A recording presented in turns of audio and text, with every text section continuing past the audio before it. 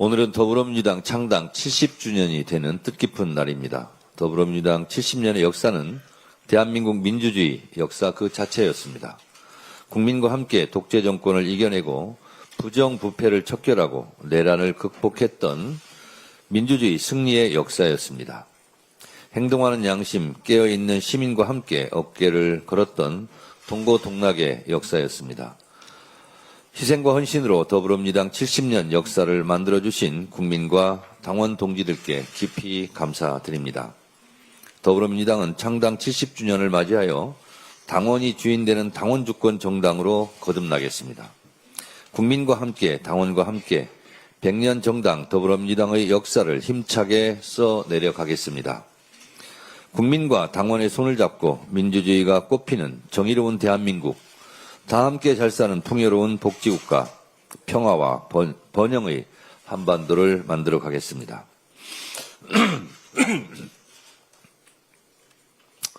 오늘은 또한 9.19 평양 공동선언 7주년이 되는 날입니다. 7년 전 오늘 평양에서 남과 북은 상대방에 대한 일체의 적대 행위를 전면 중지하기로 했습니다. 소위 9.19 군사 분야 남북 합의서의 일항입니다. 9.19 평양 공동선언의 부속 합의서입니다. 쌍방은 어떤 경우에도 무력을 사용하지 않기로 했고 상대방의 관할 구역을 침입 또는 공격하거나 점령하는 행위를 하지 않기로 했습니다. 그러나 국민 안전을 위한 이 절실한 합의서를 깬 것은 윤석열 정권입니다.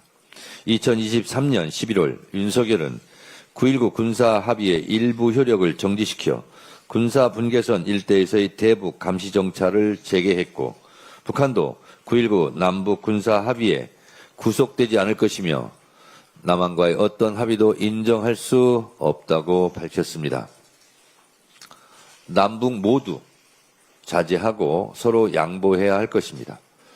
윤석열은 겉으로 압도적인 힘에 의한 평화를 외치고 뒤로는 국민 안전을 볼모로 잡은 채 비상계엄의 명분을 꾸며내려 평양 무인기 침투를 계획했던 것으로 보입니다.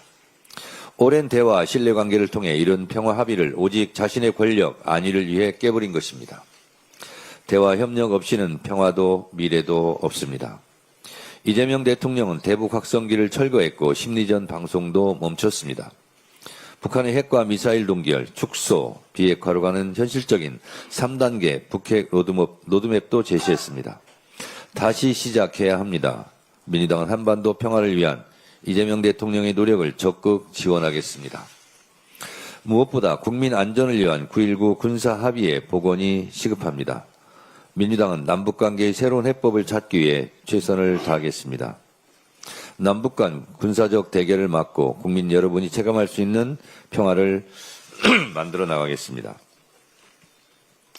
판사들, 우리에게는 사법권의 독립이라는 권한이 있는 것이 아니라 사법의 독립을 지켜야 할 사명과 책무가 있다.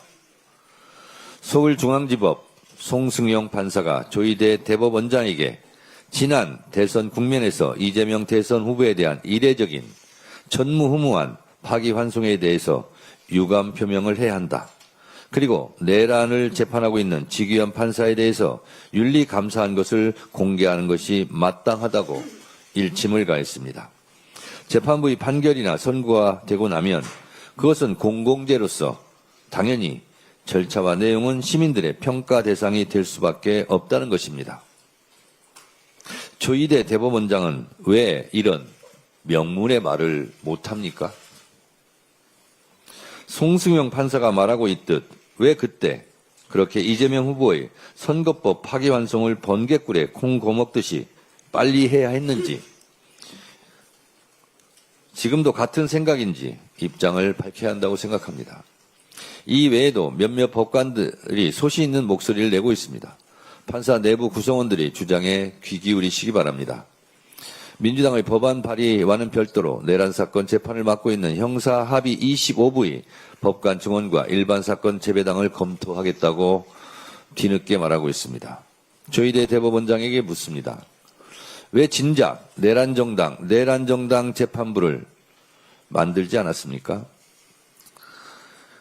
왜 진작 내란 전담하는 재판부를 만들지 않았습니까? 이제 와서 찔끔 한 명 증언하고 일반 사건을 재배당한다고 면피가 가능하겠습니까? 이미 시간이 늦었습니다. 내란 재판이 제대로 진행되지 않고 구속기간 만료로 다 풀려나지 않을까 국민들은 걱정하고 있습니다. 조희대 대법원장이 12.3 계엄 때 불법적인 비상계엄을 단호히 반대했고 서부지법 폭동 때 분노의 일성을 했다면 지기현 판사가 윤석열을 풀어줬을 때 분명한 입장 표명을 했다면 오늘날의 사법부 불씨는 없었을 것입니다. 이재명 당시 대선 후보에 대한 평상적 절차만 지켰어도 대선 후보를 바꿔치기를 했다는 의심도 없었을 것입니다. 조희대 대법원장을 둘러싼 내부의 비판과 국민적 불신은 다 조희대 대법원장의 자업자득입니다. 본인이 자초한 일이니 본인이 결자 해지하시기 바랍니다. 법원 노조도 결자 해지하라고 성명을 냈습니다. 깨끗하게 물러나시기 바랍니다. 현명하게 처신하시기 바랍니다. 아까 말씀드린 내란정당 재판부는 내란전담 재판부를 제가 잘못 읽은 것입니다. 네, 수정하시기 바랍니다. 단독 특검 통일교 교인 같은 이름 국민당원, 국힘당원 12만 명 명단 확보. 국힘당원 명부 관리 DB업체 약 4시간 32분간 압수수색. 뉴스원 단독기사 제목입니다. 이 기사가 정말 사실이라면 국민의힘은 헌법 제20조 제2항 국교는 인정되지 아니하며 종교와 정치는 분리된다는 헌법을 위반한 것입니다. 우리 헌법 제8조 4항 정당의 목적이나 활동이 민주적 기본질서에 위배될 때에는 정부는 헌법재판소에 그 해산을 제소할 수 있고 정당은 헌법재판소의 심판에 의하여 해산된다. 국민의힘은 제가 이미 여러 차례 위헌정당 해산 청구 대상이라고 말해왔습니다. 윤석열 내란 우두머리 피고인이 유죄가 확정되고 추경호 전 원내대표의 비상계엄 해제 표결방해 의혹이 내란 주요 임무 종사자로 구속 기소 유죄가 확정된다면 그리고 그 밖에 국민의힘 구성원들이 내란 동조 혐의가 사실로 확정되면 국민의힘은 위헌정당 해산을 피할 길이 없어집니다. 여기에 대해 국민의힘이 통일교와 연루되었다는 것이 밝혀지면 통합진보당의 사례에 비추어 국민의힘은 10번, 100번 정당 해산을 피하지 못할 것입니다. 정당 해산 사유인 명백한 민주적 기본질서에 위배되는 행위이기 때문입니다. 국민의힘 대처가 궁금합니다. 그런데 말입니다. 송원석 의원은 언제까지 사과하지 않고 버티실 겁니까? 네. 다음으로